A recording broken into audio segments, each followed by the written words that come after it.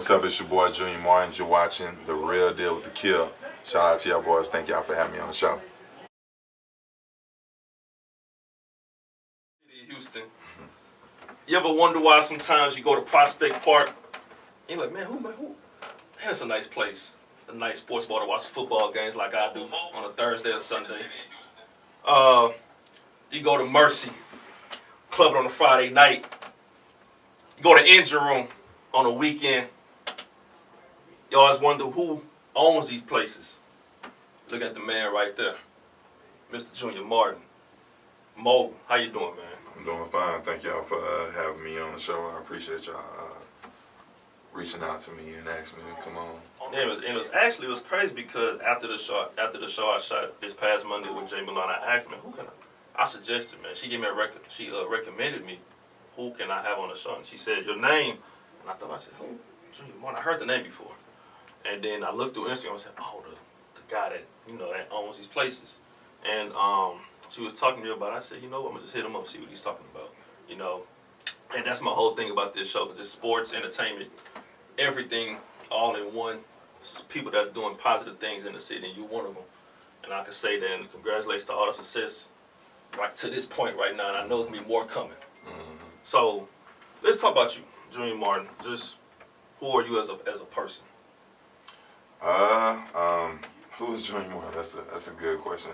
I'm just like everybody else, just trying to take myself to the next level, figure out what the next move is, and make myself a better person every day. So that's pretty much what I focus on. Trying to be a good leader. It took a while for me to realize that, hey, you're that guy, you're that leader. You got these people following in your footsteps. So like I said, just trying to take myself as well as my team to the next level, and create better opportunities for everybody that's with me and around me as well. Because it takes a leader to own a business and to own multiple places at your age. And I seen one of the videos you said you're from Spice Lane, from Aley, Texas. So just talk about that upbringing, because I know about Spice Lane. I'm from Missouri City. Yeah. And first of all, there's no beef between Missouri City and Southwest. There ain't none of that. This ain't high school anymore. But just talk about that upbringing from Spice Lane into where you at right now. Yeah, I was raised mostly in Aley. Went to Hastings, went to Betty Best over there off of Spice Lane. So to be honest with you, my junior year of me going to Hastings, my parents moved over to Sugarland, and I'm kind of glad that we made that move, because if I didn't and I wasn't exposed to be around other people, I don't think I would be in the same position that I'm in now. I think that move, that last minute move, because I went to Hastings the first year that they created the 9th grade center, and like I said, that last minute move, I just feel like was a difference in the outcome of my life today, because growing up in Aley, I'm not saying it was like the craziest things, but definitely probably wasn't hanging around the best people that I could be hanging around with. So going to Stephen F. Austin to complete my final years in high school was a blessing. So you didn't go to SFA, you went to Stephen F. Austin? I went to Stephen F. Austin in Sugarland. Oh, okay, Sugarland. Got you. My parents made a little bit more money, so they got to. Over to Sugarland. But growing up in Spice Lane, we was going to the parties at Funplex. I know y'all remember the Zone days, so I was there every single weekend. We was there. We had Butler. Yeah. We had oh my God, we had one by Brygate. Yeah, I had the other one too, by the library. I forgot what that was called. Oh shoot, I forgot. It was that because I'm at the Civic Center. Civic Center. There you go. We had all them parties in the city. And I know how that go back in high school with them plays on Butler. But then so what was the moment? Did you go to college? Yeah, I went to U of H, and the crazy part about it is I didn't graduate. I just found myself in a position where I just wasn't going back to school the following semester, and I was like, I'm gonna do it next semester, and by the time you looked up, it was like 2-3 years out of school. Then, I tried going back for another semester. So, I mean, it was something that I've always battled because, I did want to, complete and get my degree. And that's something that I still look at that I, plan on finishing up eventually is my college degree for sure. So was you going to school for business? Business. Business. You got to where you at right now? I probably got like a year and a half left for school. I mean, it's just a matter of being focused and going in there and get it done, and applying myself like everything else. So when you was young, you was always going to parties, not all the time, but quite often. Quite often. So, what was the moment when you wanted to decide to own bars and clubs and do that in Houston? Man, to be honest with you, my brother and my sister was throwing like Nigerian parties. I'm Nigerian, so my sister was throwing Nigerian parties. Houston has the largest Nigerian demographic, in the United States. So, it was her and her homegirls, and then, my brother got involved, and then it was like my brother and all his homeboys, and then my sister and all her homegirls, and I was like the one who came in and was like, I want to be a part of it. Long story short, everybody graduated from college and everybody went off to their professional schools. My brother went off to be an orthodontist and sister went off to be a pharmacist, and everybody else kind of went off to do their own thing. And, I was here, so I kept it. I was the one who decided to keep it going. For me, just looking at everything, one of the people that I always looked up to was AG out of Atlanta. That's somebody that, from a youngin', I just always, knew who he was, knew what he had going on. He owned 3-4 clubs out in Atlanta. He was the guy. So I always used to just Google him and, look up information on him and see what he had going on. But he didn't have much on there. But, it just, I would hear about him. And I think for me, a lot of people, feel like in order for, them to get to that next level in life, you have to, or some people feel like that, you got to knock out one person in order to take that spot. Well, I mean, that was just never my thing. It was just always, me providing the best product. I always want to provide the best product to our following, the people who supported us. So with Prospect being one of our first ventures, I saw a vision that, we could do our own thing as far as, it being, our perception of a Hooters or a Twin Peaks, and that's what I went after. I eventually tried to partner up with Scott Gurner, the guy that owned the building at that time, and he didn't want to. When I first approached him, he was like, "Yo, give me $1 million," and I was like, "I don't got $1 million to give." So I mean, it was never realistic for me to own it because, of course, he was asking me for $1 million. But we had some situations happen, and the opportunity created itself. So we was able to close the deal. But my vision is always, any opportunity that you have is to control it. So that goes from, a website, and we were paying a lot of money in the mix, and I was like, we need our own website that we control what we got going on, putting up our own pictures and our own videographer and our own photographers, and that's where everything all got created. It was like everything that we do was going to be in-house, and we're going to control everything. We wasn't going to have to depend on, this guy to post my flyer, or this guy to send out my own email blast, or, just anybody do anything. We want to have control of every aspect of our operation. That's real. And you could honestly say, can you say right now that AG is one of the guys that inspired you to be a promoter and to be an owner and a businessman in this city? Definitely. I mean, I had the opportunity to go to Atlanta, and when we were doing All-Star in Houston, they were coming out here, so they were trying to pick and choose the guys that they were going to work with, and I was one of the guys that they reached out to, so they brought me to Atlanta and kind of showed me the back of the house of their operation and what they had going on. And for me, I was like, man, this guy got 2-3 clubs going on at one time, and it was just like unrealistic. It was just like, this back 2013, right? Yeah. Okay. Back then. So just seeing that, I came back to Houston with just the mindset that, I was gonna do my own thing. And the goal, like I said, it was never like, I want to own 5 spots. It just kind of always happened like that. It's just one thing led into another. The opportunity came, so it was a great opportunity. Couldn't pass up on it. You see one vision, you're like, man, if I could do this, so you jump into another thing. So, How you feel about 2013 All-Star Weekend? Because I was too young. I was 19. I couldn't go nowhere. I was stuck. I was doing college parties. I was at Dixie Warehouse.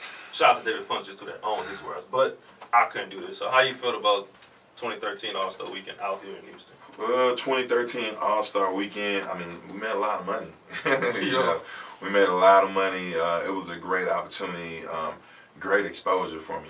Like anytime you get an opportunity to work with some guys like AG and DeAndre Bird, is a blessing. So me just seeing how they worked, how they moved, everything that went on, the time that they put in, just the whole front of the house, back of the house operation was, it was a movie. They literally, drove sections in from Atlanta and, brought in their waitresses from Atlanta. And so it was just, it was a great opportunity to be around those guys. But All-Star in Houston was great. I'm waiting for it to come back around. It needs to come back. You get stuck in that Galleria traffic? Yeah, that's crazy. I used to live over here, so I already know how it is. Man, I did not want to touch that Galleria at all that weekend. So we going from one event to another event, Super Bowl week. People was hyped when Atlanta was coming. Yeah. Oh my God, Atlanta. Oh, the women, the strippers, everybody. Atlanta is coming to the H. When Atlanta hit the H, what was the move from then after that Sunday after they beat Green Bay? Like, okay, what's the game plan now? Man, I think nobody saw that coming, even with Atlanta. So, when it actually happened for them, it was like, it was crazy because my phone blew up. And, now you got 1 million people from Atlanta coming down here. And I don't think the city was ready for it as well. We weren't expecting for Atlanta to be down here because I probably think, everybody probably would have did something different. So, it was a good thing for the artists. Everybody loves coming to Houston. So, and everybody has relationships with people out in Houston. So, it was good for the city. It was good for us. I don't know how, the other promoters and everybody else did, but we did well. We actually partnered up with Drake that weekend. We did the whole pop-up ballet at Mercy. Yeah, so, I heard about that. Yeah, it was good. We leveraged his relationships, my relationships. So, you just had a lot of people like Khaled who came in and, for free. And, not even have to pay these people just based off of, Drake doing his thing and his relationship. So, any opportunity you get to work with somebody like Drake, and be in business with them is, that's it's a great opportunity. It doesn't come a lot. So, How do you feel like right now? Do you feel like you're like untouchable right now in this game? Owning the biggest places, because every time I text somebody, I'm texting a woman, they be like, "What you doing this weekend?" Mercy. What you doing Saturday? Engine room. They're gonna prosper for Wednesday night. Yeah. Or during football season or any day. Yeah. Do you feel like you untouchable right now as far as this game that you're in? Nah, I definitely don't feel like that. When you're on top, everybody's definitely reaching for you.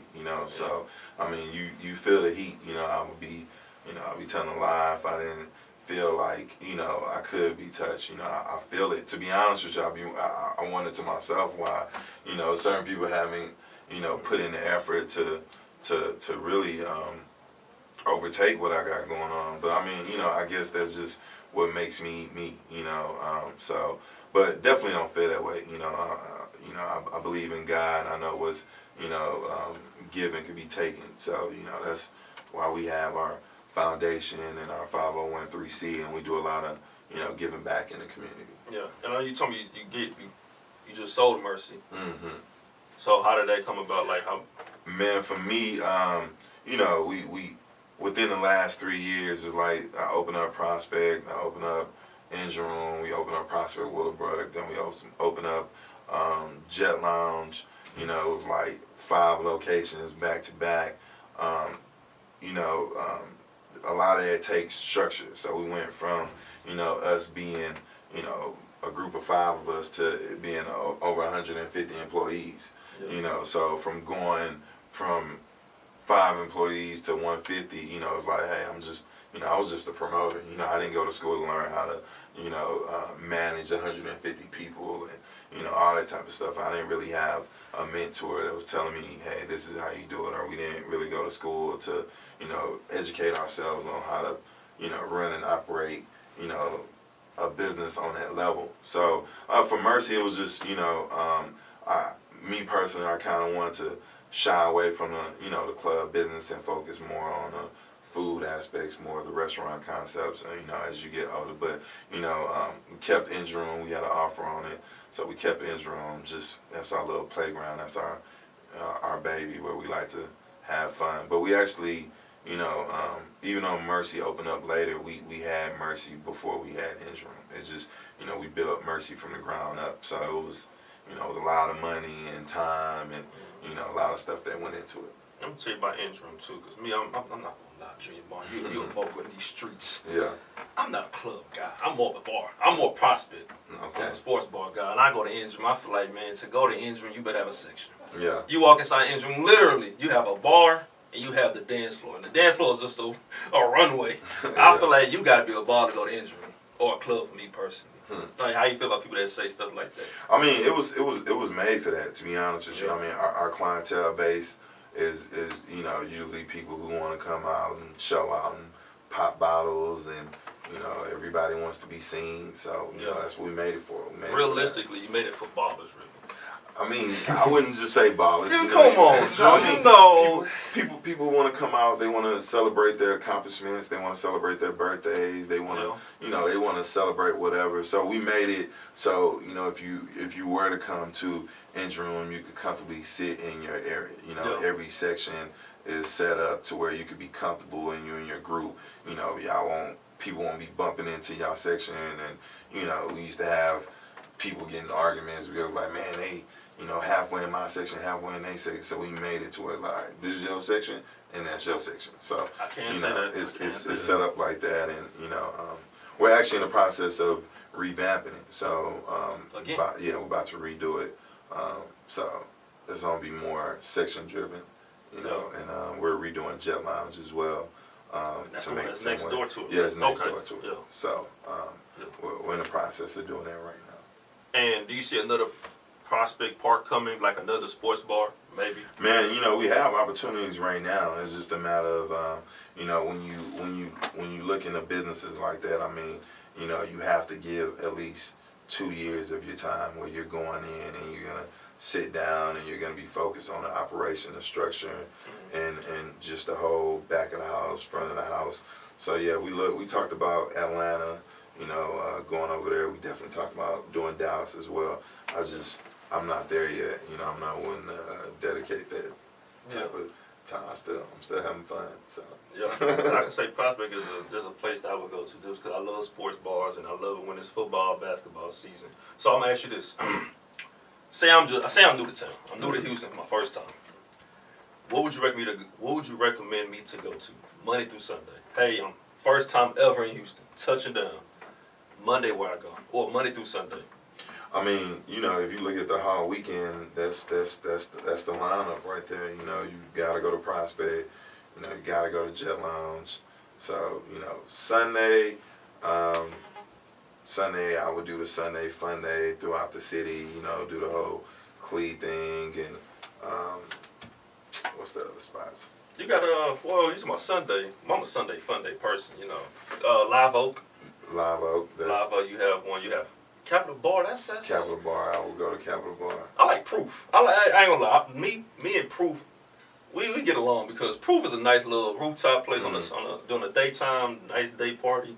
I've never been to Proof outside of the events that we've done. I've never actually attended an event at Proof, but I mean we've done daytime parties up there. Yep. So, but I mean so Sunday you do the whole Sunday Fun Day. Fox Hollow. You got Aura as well on Sundays, and then Monday. Monday, if you're trying to go out, you probably have to end up at Carrington's or something. To be honest with you. Shout out to Carol's. Yeah, our producer, he love Carol's. No, I don't. No, I'm a dapper brother. I ain't gonna do it like that. I mean, if I had somebody in town they really want to go out, I mean, you're probably gonna end up at Carrington. You don't really have much of an option. But Tuesday, Sticky Promo, probably go to the house, go holler at them. Wednesday, you know, where? Diablo Loco. Oh yeah, Diablo Locos is nice on Thursday. Man, hold on. So we could cuss on this podcast. It's I a know. podcast. I'm telling him. It ain't a show. See how we do this. I'm like, look, man, Diablo. I'm sick and tired of these dudes paying $25 after 9 o'clock. I'm like, look at these people. They pay 20 after 9 o'clock. Mm-hmm. See, my knowledge, Diablo is like a bar. It It's ain't a a bar. strip club. Like, why would you That's pay what I'm that saying. much to go in there? that's what I'm saying. What, you trying to see DJ Chose or something? I don't know what's going on. I'm not Chose talking my about guy, me. Chose my I'm guy, not talking but, about me. you know. See, I go to sports bars on football season. I go at 7 o'clock on that Thursday night football game. Be there, watch the games. Mm-hmm. It's $20. Would you ever charge like a place like Prospect? That's a bar. Because parking is understandable. I mean, the only times we charge is if it's like a big fight, like a Mayweather fight or, you know, a big UFC fight. But no, Yeah. I mean, we like to keep it to where people are able to, you know, come in and out. We don't really, you know, like to turn it up and do the whole, you know, DJ party on patio type concept. We try and stay away from it and just keep it somewhere cool where people come eat and drink, Yeah. smoke a hookah, chill for a couple hours, and go on about your Yeah. business. See, I'm not mad about Diablo dude. I'm just mad at the dudes that actually pay. I'm just mad at them. Like, what are you paying $20 for? To me, that's just out of whack for me personally. But HAW Weekend, how did that come about? God, you started it, I want to say 3 years ago. 4 years. 4 years This ago. will be the fourth year. Fourth year. And how did that come about? Man, HAW Weekend is of course Drake's concept. That's something that, you know, he wanted to do for the city of Houston because of, you know, his relationship with Houston. Mm-hmm. So of course, you know, with me working with Jazz on, you know, all this stuff, you know, it was, hey, we want to do Houston Appreciation Weekend. Jazz is like, this is my guy, and you know, from there we just created it, and it's been the fourth year. You know, it's you know, we talk about it all the time because, you know, you got other people who want Houston Appreciation Weekend. They want the opportunity to try and put it together and, you know, build their relationship with Drake. So for me to have the opportunity for the fourth year to put together an event like that with somebody on his level, like I said, you know, we're just grateful for the opportunity. Like, would there be a competition? Because I understand Trade Day is kind of like the same, like. Well, yeah, I mean, I didn't even realize it was, but I mean, you know, the same people who the same event planners that are doing Trade Day are actually the ones doing Drake's Thursday barbecue. So I don't think it's nothing that's gonna step on, you know, his toes or he'll have any issues. I mean, he understands, and I mean, everybody understands. It's all really the same circle of people, and it's the fourth largest city. So, you know, everybody can't fit in, you know, the Drake party. So it definitely be room for Trey to do his thing, and, you know, we'll support it and go out to it as well. So what's the events lined up this year? Man, we've been working on it back and forth, and, you know, everybody's blowing me up, asking me, you know, the details on it. I'm like, I really don't have the details, just because we've been, you know, just trying to get it out, and we literally just announced it probably like 30 minutes before I got here. So, but Thursday we're at Jet Lounge, and we're doing a little private party. They love doing private parties, so we're doing a little private party. Then Friday we're doing a pop-up ballet, which is, you know, ballet is Drake's version of a strip club. So, you know, we're doing that, and that's gonna be hosted by Lil Wayne. And then Saturday we have, Friday we're doing a Habibi's hookah, which is the name of Drake's hookah guy that goes around everywhere with him. So we're doing that Friday, and then Saturday we're doing a pool party at Clee from 3 to 8. And then Saturday night we'll be in Indrum. Sunday we're gonna do something at like Top Golf or something like that. And then Sunday night Drake's gonna do a concert at Spire. Oh, word, nice. That's full lineup right there, man. Yeah, I mean, it's cool, man. I mean, business. Yeah, you know, I mean, nobody else does it for our city. So, I mean, for Drake to come back and do it for Houston, I mean, it's fun. You know, everybody's excited about it. Everybody's posting a flyer. You know, everybody wants to be a part of, you know, HAW Weekend. So it's fun. It brings light to our city. It brings energy. You know, and you know, that's what it's about. And you know, I mean, it's a positive thing. You know, I mean, Drake spends a lot of money to make it happen. And sometimes, people don't realize how much money he spends, but, he spends a lot of money for, that one particular weekend just to make everything possible, for the city to come out and enjoy. You feel like Houston's nightlife is kind of underrated, like if you're from Houston, because a lot of people coming somewhere else too just loves it. But if you're from it, you get kind of bored sometimes. Do you feel like it's underrated as far as the nightlife? I mean, I would say it's right where it's at. I mean, we're not a tourist city, so it's not Miami, it's not New York. You don't have, all these people coming in and out every day. So you kind of, we make the best of it. I mean, if it wasn't for our parties, then, I probably, I don't know if I would even really go out, to be honest with you. But, I'm gonna tell you right, I hear you because, shoot, Prospect was my favorite place, like I always said. Like, without you and A, like, we're going to talk about that too. The nightlife would be dead in Houston. Yeah, almost. There's been some classic clubs like Tobo, Albo, but I understand what he's saying. Like, if this is not my party, I'm not coming. Like, period. Well, I mean, it's not even that. It's not that. It's just that I don't think they're fun. A lot of people don't care about, the experience of the guests. A lot of people don't travel to Miami, New York, and Atlanta, and they don't know how it feels, or LA. Like I was in LA. 2 weeks ago, when I walked in there, the experience from, the door guy grabbed me from the front door and he's flashing a light, walking you through to your sections, and, everybody's moving out your way and everybody's wondering, like, who this guy is. It gives you that rush. It makes you feel a certain type of way. And if you don't ever experience that, then you won't know what it is, so you can't pass that experience on to guests out here. So, when I know how it feels when they're flashing the light and everybody's looking at you like, damn, who is he? I gotta move out the way for him. So it's like, okay, cool. That's how I felt out there. So when you come out here and you come to one of my clubs, I want to give you that same experience. I want you to feel like that guy when you're walking through the club. So that's what we try and do. We just try and implement our experiences throughout the world and bring them, bring them here, so. I want one day, my birthday's August 5th, is coming up.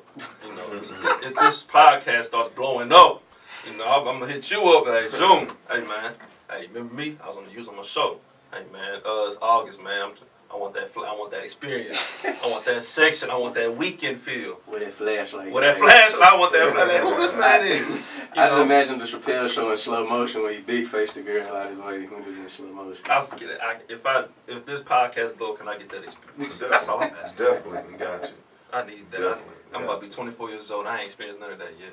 Now you say you didn't graduate yet, but I mean, once you get into the classes, like you're more advanced than any student there. Like. Yeah, I mean, it's not about that. I mean, for me, I know it's something that, I need to accomplish, something that I want to do for myself. It's not even about, I know I'm not going to apply it towards, me getting a job or anything like that. But, it's something that, I want for myself and something that I would expect for my kids to get as well. So, I don't want to be like, Dad, how you ask me to get something that you don't got, like, so, you want to lead by example, you definitely want to lead by example, so that's something that, I definitely want to accomplish, And in A-Life, who was the people that's just as important as you to start this movement?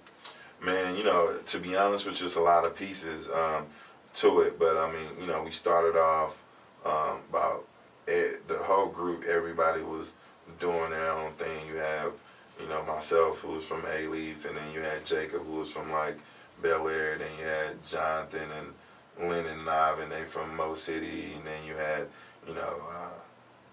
Woody, who came a little later on in the line, but, we all came from different areas throughout the city, and everybody was kind of doing parties in their own little area, so that was the good thing, was like, we were the people who was like, hey, I'm bringing all the guys from A-Leaf, I'm bringing all the Nigerian cats, he's bringing all the guys from Mo City, and that's how it all came along. So it was 5 of us, and then it rolled out to where, like I said, I don't even know now. It's like it's a lot of people. It's a lot of people. So and that's a good thing too. Yeah, definitely. You just gotta you know, make sure that you're, you know, you don't want to forget about nobody. So a lot of times, you know, some people just want to sit down and talk and hold a conversation and know what's going on. So, you know, you got to create that opportunity where, you know, you make time for your team because it's hard. You know, it's hard waking up every morning, you know, 8, 9 o'clock, handling business, then go to the club, then wake back up and,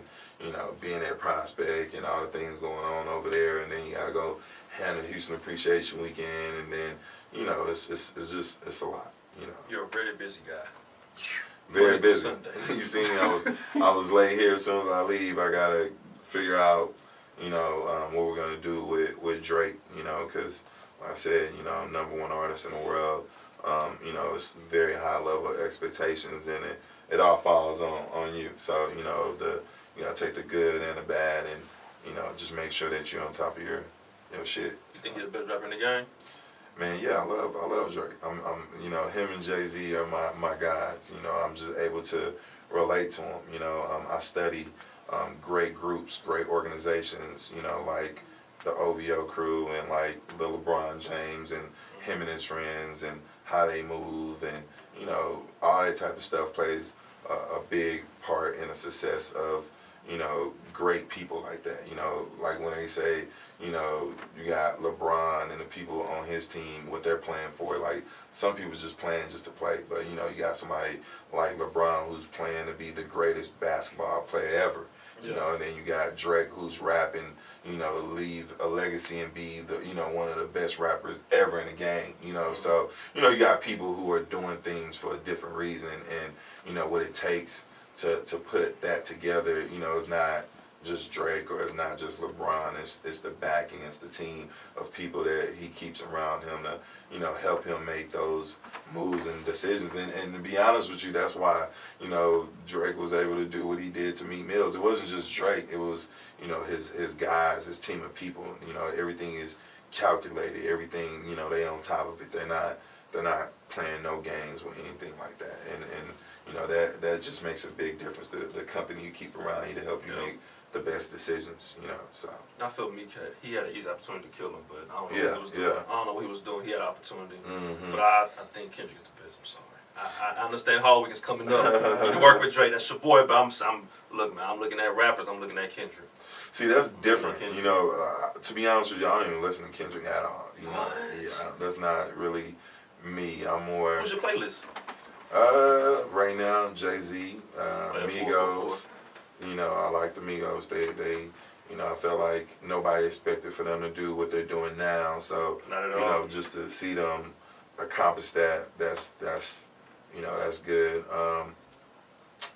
You know, 2 Chainz kind of, you know, I'm not gonna sit there and just jam all day, but then I like Davido and Wizkid. You know, they're from, if you listen to Drake's album, you hear a lot of Wizkid, and you know, you got Davido, they're from Nigeria. So for me to grow up and just, you know, I always wondered, you know, could Nigerian music go, you know, international like it is today. You know, this is crazy when, you know, in my clubs they're playing it, or, you know, I go into LA and they drop a Wizkid track. It's just, you know, for them to just finally give it the recognition that, you know, it deserves is, you know, it's crazy to see that happen with him. And then, you know, Wizkid's on tour with Future now. You know, he's on his international tour. So, yeah. I don't know, John. I like that playlist, but I don't know why Kendrick's not in there. Man, you know, some people, you know, it really takes for me to listen to him over and over and over. And then, because even with Travis Scott, you know, I was real like, I don't really like Travis. But then, you know, I finally gave him an opportunity, you know, and I like Travis. You know? I was going to ask you that, too. How you feel about rappers that blow, or artists, period, from Houston that blows up, but they don't stay here? You got Travis had to leave Houston to blow up. You know, how you feel about rappers that do that, or artists, period? Man, you know, to be honest with you, you know, I hate to say it, I just don't feel like Houston supports their own like that, man.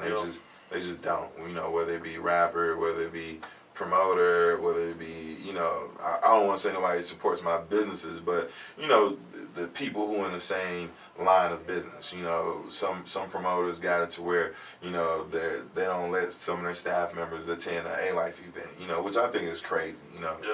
But, you know, people feel that way. I'm not sure why, but, you know, I feel like if we definitely took the time out to embrace each other, we could do a lot more. But that's why. Yeah, it's wild to me because I feel like it's oversaturated. I look at your game promotion, oversaturated rappers, oversaturated. So to say strippers, oversaturated. You know, you got all these things in the city.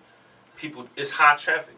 You know, and it's kind of weird for me to say this, but this podcast, I want this to be people like you, Jay Milan, or people that's doing something positive, for them to come to a show and showcase what they have and what they want to talk about, because people know who you are. A lot of people don't know your background. You know, so I just feel like that's support that I'm gonna have for you and other people as well. I appreciate you doing that for us. Yeah, you know, I don't see nobody else doing it. You know, I don't want to say no names, but it's the fact that I don't see, it's overly saturated. People want to do the same exact thing. Yeah. You know, so that's my thing on it. But how you feel about the music today, right now in Houston, overall? Man, you know, I like the South Swings. You know, I'm not sure, where they're at in their career right now, but I definitely like what they had going on. You know, like a year or two ago. You know, I'm still a big fan of Slim Thug. But I mean, we can do a lot more. I mean, we're an open market. You know, people would support Houston. You know, obviously you see Travis Scott and what he got going on, and you've seen some of the other artists break out of Houston. Riff Raff per se. I mean, he's somebody I seen him in a mall literally, and it was like it was a joke for me. To even see him. Get to where he's at, but this just shows you with anything that you apply yourself to in life, you can get to. So I mean, I just think that man, they just, first of all, they need to make some good music too. Some you can't just put out no trash. But other than that, man, I just think they need to get focused and embrace each other, and I think that would get a lot further. I didn't know Ugly Guy was from Houston. Which one? Ugly Guy.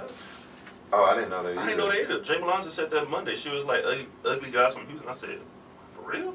I didn't know that. Oh, is he? Yeah, I didn't know. He don't sound like he's from Houston. I know one guy from like El Paso, the location dude. I think he's from El Paso. But Khalid, something like that. I don't know who that guy is. Oh. Man, I gotta look him up one day. Dang, we going nothing around here. Yeah, I mean, okay, speaking of the South Twins, you brought them up, like, what did you think you felt about, like, Sauce Walker comments about the HAW towards Drake? Like, he's not letting the people in the city in for free or yada yada, not supporting them or whatnot. I mean, he went on a little rant. Basically, around it's Vulture and all that other stuff, yeah, saying he's not from Houston. You know about that. Well, I mean, shit.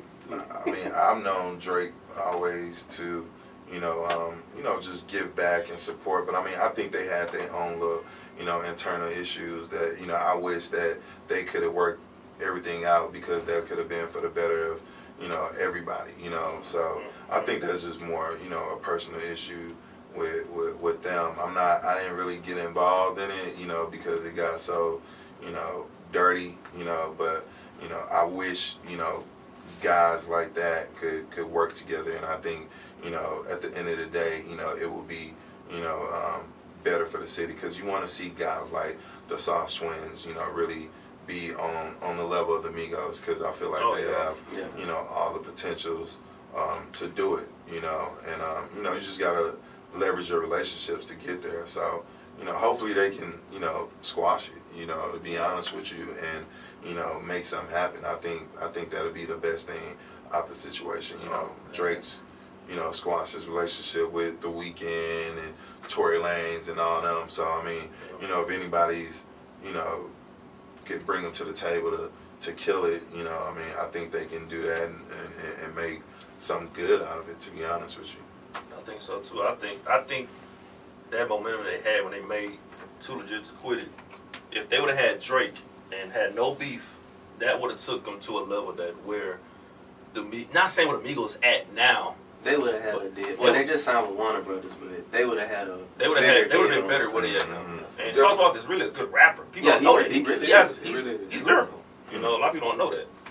But I feel bad for the Sauce Twins right now. It's just the fact that they're not what I thought they could be. I mean, it's the same thing. Migos took some time to get to where they at. I don't think it's over for them. I mean, I think they just might have hit a little bump in the road, and but they still, I still see them out working, grinding, and you know, trying to get to where they're trying to go. So I don't know them like that, but you know, I see them. I think they was in the club yesterday. They was actually at Jet Lounge yesterday. So I mean, you know, I think they'll, you know, they'll get to where they want to be. Yeah, we got about 10 minutes left too. We're gonna switch to sports. How you feel about Chris Paul coming to Houston? Love it. You know, I'm on a sports bar, so anything that's gonna draw more people in a sports bar to come watch the Rockets play is always good for me. So I love it. I mean, okay, when it happened to me personally, I liked it, but I was concerned about the health. Because my favorite point guard is Chris Paul. But I was concerned about the health of Chris Paul. And can he stay healthy enough?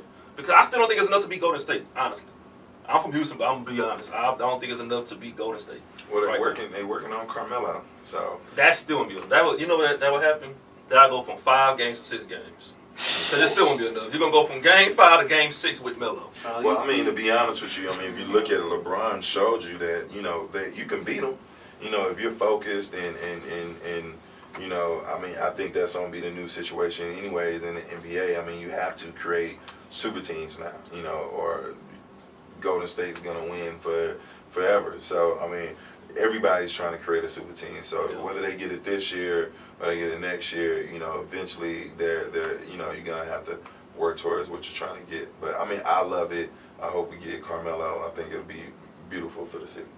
It'll be cool. I mean, it will be good. The power that the star power to have Houston have Melo, Chris Paul, and Harden will be good. But I just wish they didn't do it Patrick Beverley. Like that was, I'm gonna miss Patrick Beverley because I was the dog. He was the Vernon Maxwell for this Rockets team. Yeah. So I'm like, man, that giving up Patrick Beverley is huge because Isaiah Taylor's a point guard. He's a backup. So I'm like, I don't know. Yeah. It's I mean, tough. it was crazy because we're doing this birthday party tonight, so to see that happen was Patrick's.